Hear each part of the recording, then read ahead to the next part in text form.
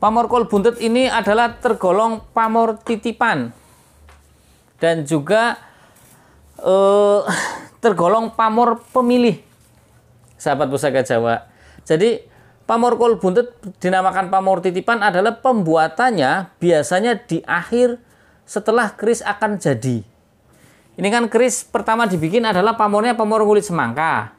Setelah akhir baru nanti ditaruhlah di sini. Pamor kol buntet itu biasanya ini dilubangi kemudian ditanam di sini, dan pamor kol buntet biasanya berada di sorsoran bilah. Sorsoran bilah ini di sini. Ya, jari saya sampai ke bawah sini. Ini sorsoran. Ada yang di tengah sini tapi sangat jarang sekali. Sangat jarang sekali, ya. Lebih banyak ada di bawah sini. Tuah atau angsar dari pamor kol buntet adalah untuk menjauhkan si pemilik dari mara bahaya. Baik bahaya yang darurat, mendadak, atau rekayasa manusia, insya Allah bisa selamat. Dan bahkan kadang dalam keadaan darurat, si pemilik pusaka kol buntet tidak terlihat oleh musuh.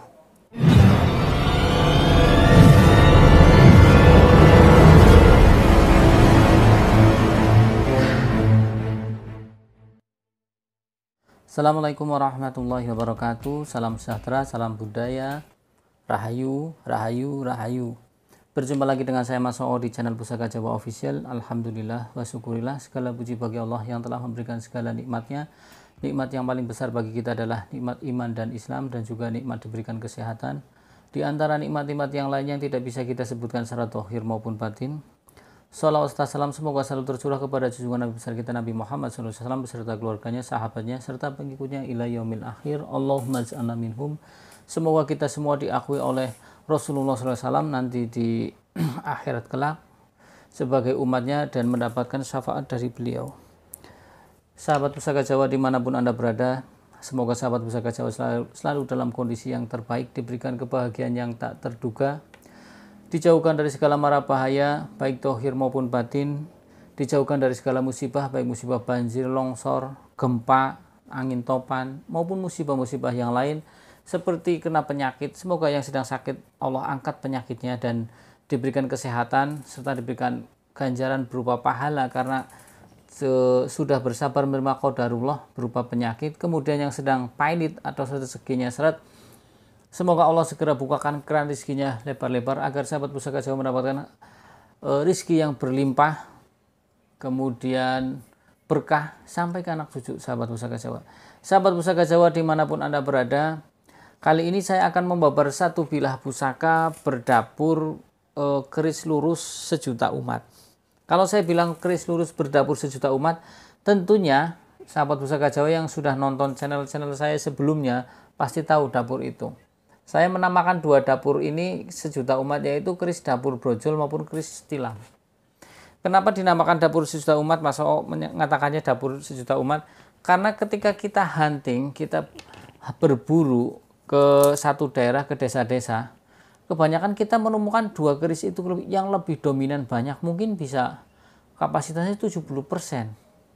Orang mempunyai keris tilam upih maupun brojol. Nah, tapi begini sahabat Pusaka Jawa, kalau kita melihat dari banyaknya pusaka itu, berarti itu tergolong pusaka yang sangat diperlukan karena leluhur kita ketika membuat satu bilah pusaka pastinya disesuaikan dengan kebutuhan yang urgent. Ya sahabat Pusaka Jawa, jadi jangan dilihat karena dapurnya sepele, karena banyaknya dapur itu di masyarakat maka dianggap dapur yang biasa, tidak. Seperti halnya sahabat Pusaka Jawa di tiap rumah mempunyai P3K, ya, atau di mobil juga ada P3K-nya, seperti itu. Mungkin kalau sekarang mungkin sepeda motor lah ya, sepeda motor yang hampir tiap rumah pasti mempunyai. Nah, berarti dapur brojol maupun dapur tilam tergolong keris yang favorit yang ada di masyarakat Nusantara ini. Ya, dan yang perlu kita ketahui bahwasanya memang ada empat pilar yang leluhur kita ajarkan sebelum mempunyai banyak koleksi, hendaknya mempunyai 4 pusaka ini. Pertama adalah dapur brojol, tilam, kemudian celak sangu tumpeng, dan tilam sari. Semuanya ini yang 4 ini adalah untuk sebagai penopang dan saling mengisi di antara satu yang lain, makna dan filosofinya, sahabat pusaka Jawa. Nah, walaupun saya sudah sering membabar satu bilah pusaka dapur sejuta umat, kali ini saya akan membabar dapur pusaka sejuta umat, yaitu dapur tilam upi. Tapi pastinya akan mempunyai perbedaan dari yang kemarin-kemarin saya bahas dari segi tangguh maupun dari segi pamor. Nah, kalau udah bicara tentang pamornya berbeda, berarti makna dan filosofinya pun berbeda dan tujuannya pun berbeda. Tujuan yang dibuat oleh sang empu maupun sang pemesan pertama keris tersebut pasti mempunyai tujuan yang berbeda dengan keris-keris yang lain. Oke ya, sahabat pusaka Jawa. Nah, sahabat pusaka Jawa, sebelum kita membabar bilah pusakanya, kita babar dulu warongkonya. Warongkonya ini adalah ikutnya warongko nunggak semi gayaman kakok gabel, sahabat pusaka Jawa, karena ada kakok gandon, juga ada kakok banci.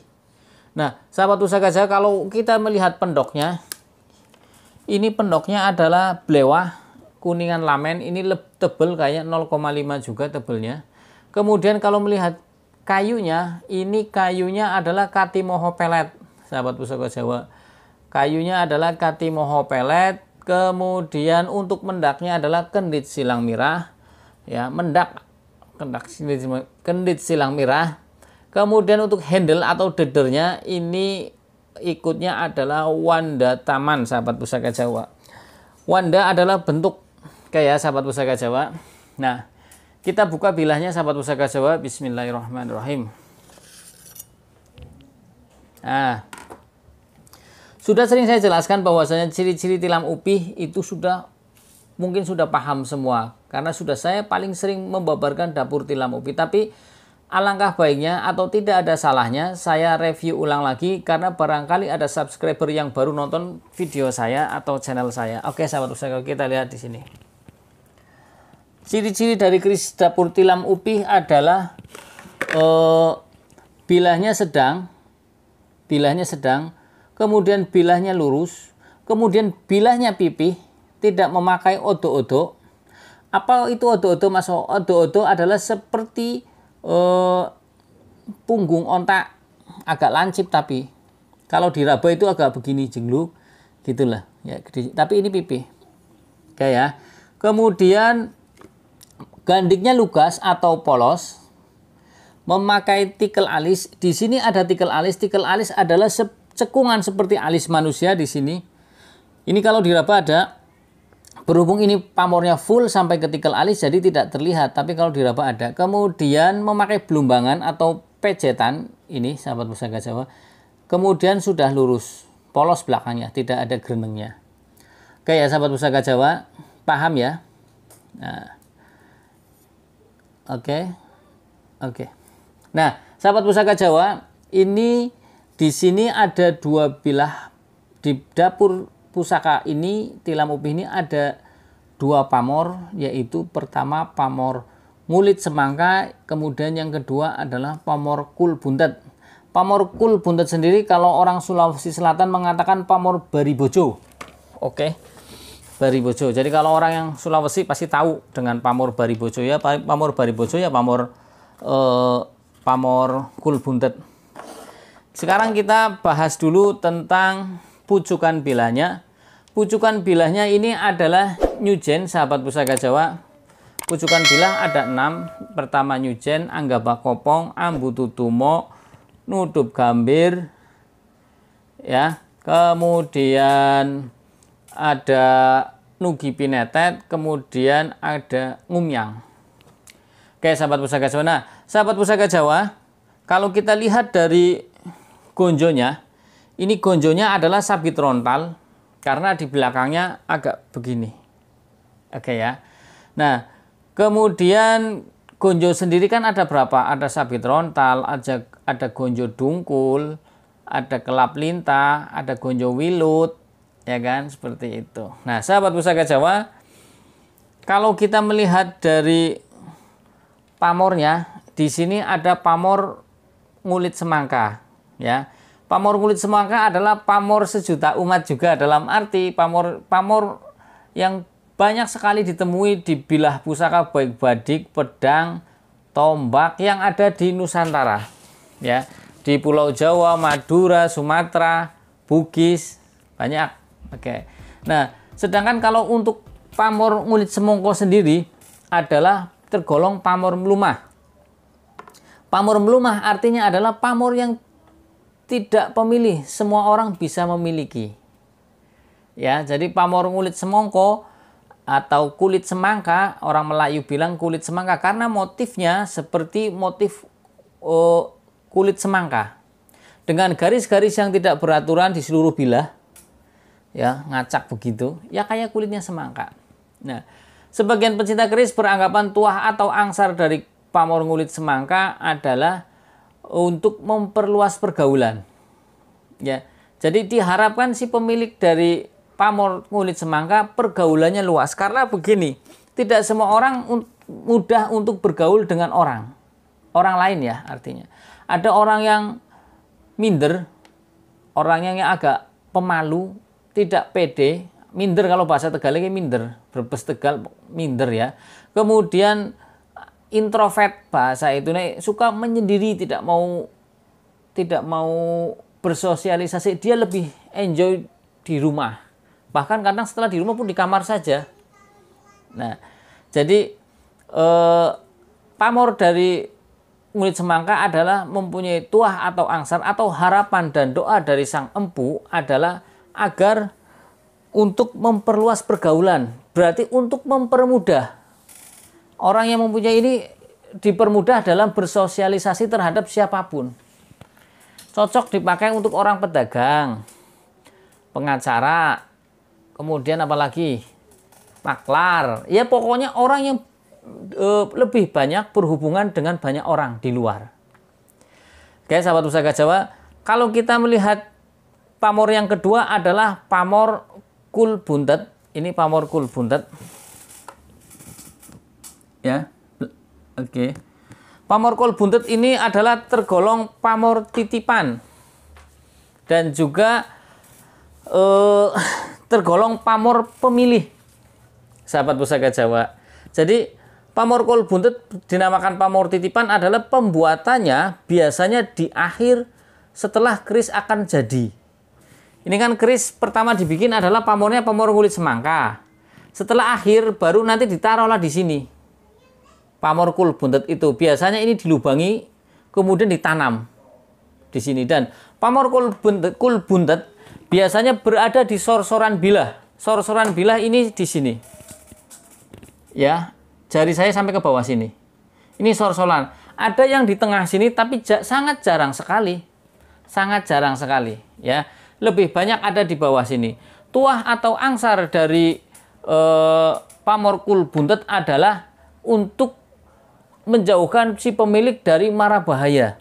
Baik bahaya yang darurat, mendadak, atau rekayasa manusia, insya Allah bisa selamat. Dan bahkan kadang dalam keadaan darurat, si pemilik pusaka kul buntet tidak terlihat oleh musuh. Mudah-mudahan dikabul. Karena keris dahulu, saya bilang ya, keris dahulu dengan keris yang sekarang sangat jauh berbeda ketika akan membuat keris. Kalau orang dahulu kan, empu-empu dahulu kan lebih mengandalkan dua, eksotori dan isotori dikedepankan, ya. Jadi di samping membuat keris yang bagus, tapi isoterinya pun bagus. Sang empu pun mulai ikhtiar batin dengan tirakat, dengan riadoh, dengan puasa, dengan wirid, ya, dengan dibantu oleh panjak. Panjak itu adalah orang yang membantu sang empu di besalen untuk matok tak tok. Nah, pada hitungan tertentu itu sang empu memberikan satu doa. Jadi itu ada, walaupun kelihatannya tak tok, itu ada hitungannya. Ketika hitungan ini si panjak ini bagaimana, si panjak ini bagaimana, dan sang empu pun nanti sudah mengarang. Karena biasanya sang empu itu ketika proses itu tidak banyak bicara, diam, dan dia lebih banyak berdoa agar apa yang jadi pesanan dari sang pemesan keris dan harapannya itu terkabul. Ya, jadi tidak gampang. Kalau yang sekarang kan maaf ya, apalagi yang satu hari bisa produksi 20 biji, gitu kan, 12 biji sehari itu banyak, di Madura itu banyak. Jadi kalau untuk isoterinya atau dalamannya ya diragukan, karena itu hanya dibuat sekedar eksoterinya saja, keindahan luarnya saja. Walaupun masih ada juga empu-empu yang masih yang seperti empu-empu yang dahulu. Paling tidak ketika pesan kepada empu yang melakukan ritual itu kadang bisa 3 bulan 1 keris, bisa 6 bulan, bisa 1 tahun. Kadang sang pemesan pun disuruh ikut riadoh juga sampai keris itu terwujud atau menjadi benar-benar sempurna, sampai diserahkan kepada sang pemesan. Repot ya. Makanya enak mending orang zaman sekarang punya duit beli aja yang sesuai dengan harapan kita. Oke ya sahabat Pusaka Jawa. Nah, jadi tuah atau angsar dari pamorkul buntet adalah menjauhkan si pemilik dari mara bahaya. Kemudian yang kedua adalah mempunyai rezeki yang banyak. Ada tuah yang lain yaitu mempunyai rezeki yang banyak sahabat Pusaka Jawa. Ya, jadi ada makna yang terkandung yang lainnya adalah agar mempunyai rezeki yang banyak. Karena manusia itu pasti menginginkan rezeki yang banyak. Ini lebih khusus kepada rezeki materi ya sahabat Pusaka Jawa. Kemudian juga mempunyai derajat yang bagus di lingkungan. 3 ya. Jadi pamorkul buntet itu mempunyai tuah atau angsar adalah sebagai penolak bala, kemudian sebagai untuk derajat agar status sosialnya di lingkungan tidak rendah. Kemudian yang ketiga adalah mempunyai rezeki yang banyak. Nah, karena lebih banyak dominan ke protek atau perlindungan, maka banyak orang mengatakan pamorkul buntet tergolong pamor singkir boyo, atau bahasa Indonesianya adalah menyingkirkan bahaya atau musibah. Oke, fik ya. Nah, sekarang kita bahas tentang makna dan filosofi dari keris lurus. Keris lurus makna dan filosofinya adalah untuk keteguhan hati dan kekuatan iman. Diharapkan sang pemilik keris lurus ini mempunyai ketauhidan yang lurus, tidak menclak-menclok. Ya. Punya tauhid kepada Tuhan yang Maha Esa lurus. Ketika dia mempunyai harapan, cita-cita, keinginan, dia berdoa kepada Tuhan yang Maha Esa. Seperti itu. Nah, seperti itu ya sahabat Pusaka Jawa. Jadi makna dan filosofi dari keris lurus adalah untuk keteguhan hati dan kekuatan iman, juga lambang dari ketauhidan kita kepada Sang Pencipta, sahabat Pusaka Jawa. Nah, sahabat Pusaka Jawa, kalau kita lihat dari selorok besinya, ini selorok besinya adalah hitam keabu-abuan. Oke, hitam keabu-abuan. Kemudian kita lihat gonjonya,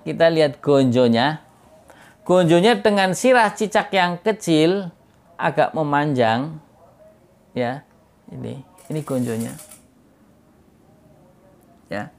Ini estimasi tangguhnya adalah Mataram. Tangguhnya Mataram. Coba sahabat Pusaka Jawa kita ukur ya bilahnya berapa. Karena kalau kita mengukur bilah kan kita jadi tahu, oh ternyata bilahnya sekian, lebarnya sekian.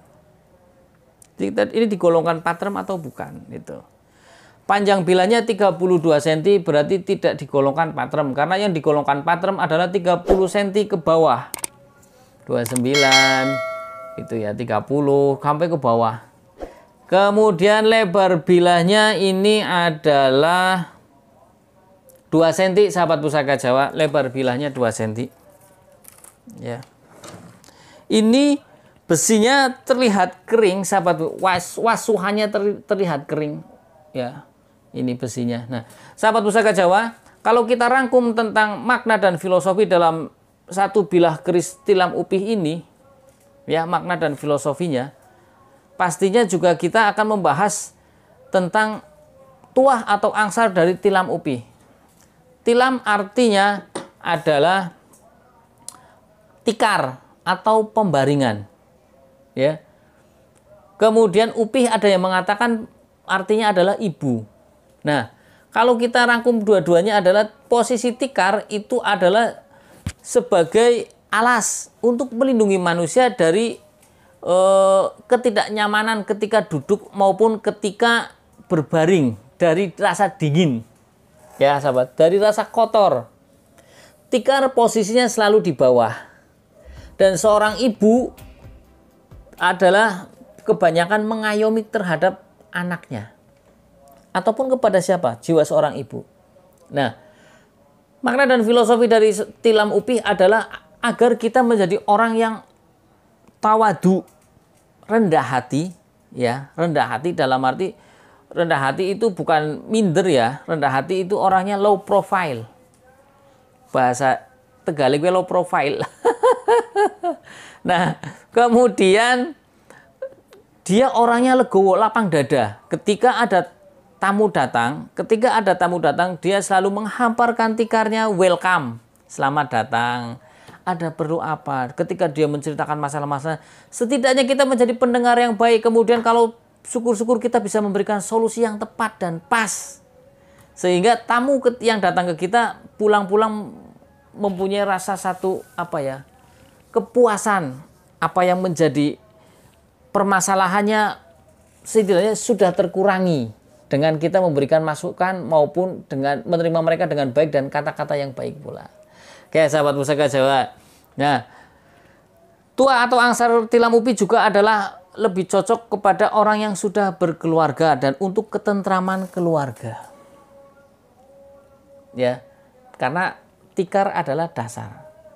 Oke. Nah, kalau kita rangkum, kita sudah bahas tadi tuah dari dapur, yaitu dapur tilam upih, kemudian tuah dari lurus, kemudian yang ketiga adalah tuah dari pamor. Pamornya ini adalah pamor dwi pamor karena satu bila ada dua pamor.